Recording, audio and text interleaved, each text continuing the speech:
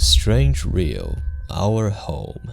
Ever since Project Aces built this unique Earth since Ace Combat 2, our flight experience kept getting more and more sophisticated. From the first introduction of altitude difference in Ace Combat 2 to the bold attempt of DFM mode in Assault Horizon. Every new mechanic in our flight system kept making this franchise more and more unique. But at some point, everything seems changed.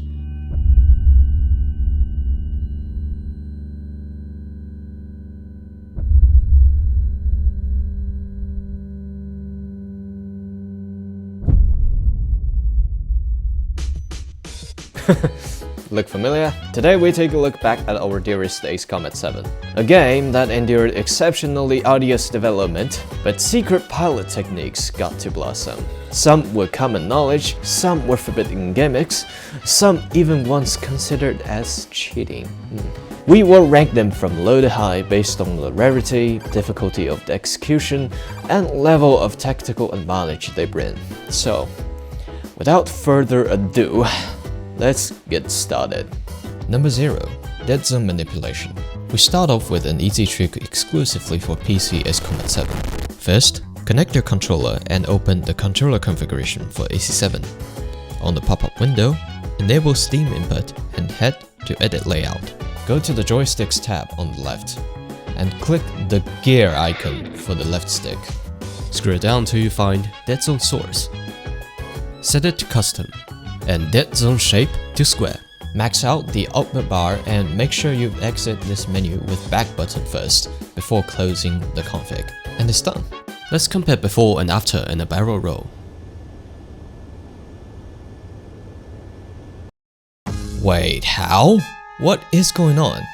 You see, as the second Ace Combat game Project Aces ever released on PC, they don't really have the best transition from controller to keyboard. Originally, the controller's input surface is a circle. When you pitch and roll at the same time, the maximum value it applies on the plane is just the radius of this circle. But when you press the same thing on keyboard, the final value applied to the plane is the half diagonal length of a square. See that difference? That's a whopping 41% increase in your diagonal maneuverability. I used this method so I could defeat lots of controller players, and even competitive against some of the best keyboard players. This method eventually made debut after I wrote a Steam guide in 2022. Pretty much any controller can use it, and it's very easy to set up. Once you have it configured, it's an immediate huge boost in your maneuverability with no backlashes at all. If you're playing on PC and you don't know this, I heavily recommend you to try this. Number 1. Quick High G. We are all very familiar with the High G function in AC7, but what if I tell you there is a way to get faster deceleration and smaller turning radius than the ordinary High G? Normally, we pitch up first and then press High G or deceleration button, and Quick High G is the other way around. You press down the High G or deceleration button first, then keep tapping on the pitch up button. The result is somewhat faster turning on the same aircraft build. Yeah, it's worth noting that not all planes are fit to Quick High G. There's a unique time value set for every plane in their stat file for High G cooldown, and some planes have more than 0.1 seconds cooldown between every High G intervals. These kind of planes are not very friendly to Quick High G, but I recommend you guys to try different planes to see for yourself. Not so much people are aware of Quick High G, but still more than the super broken techniques coming up next. It's rather easy to perform, and it brings a strong but not overwhelming tactical advantage. Number 2. Stall Maneuver. Yes, you can actually use the stalling mechanic in the game in a tactical way.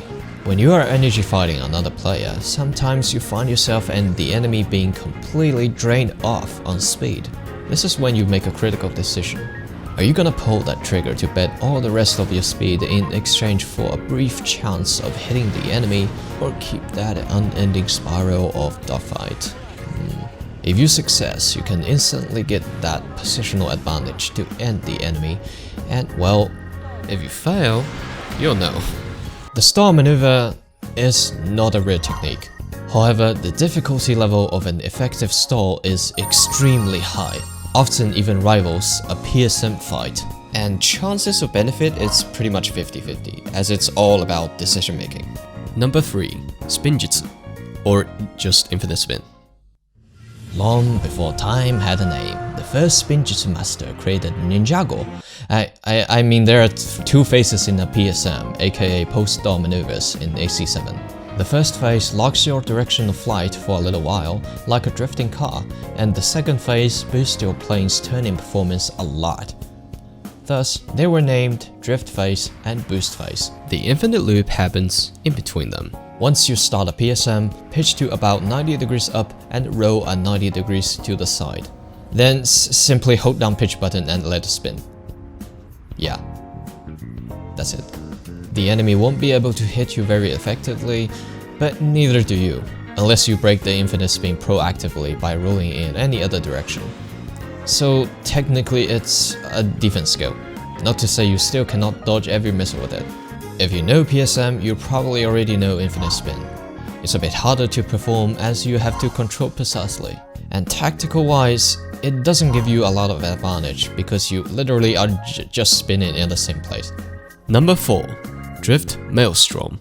This technique got its name from the flight pattern. You will need to start a PSM and align the angle of your nose to about 40 to 45 degrees horizontally from the locked vector.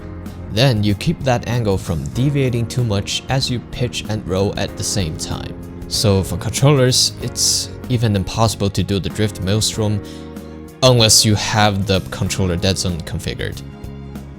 I can probably count the number of people who can do this technique on my 10 fingers.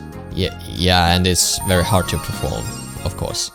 And even if you learn how to do this technique, it serves more of a stunt to show off instead of a practical move. So yeah. Moving on to the next.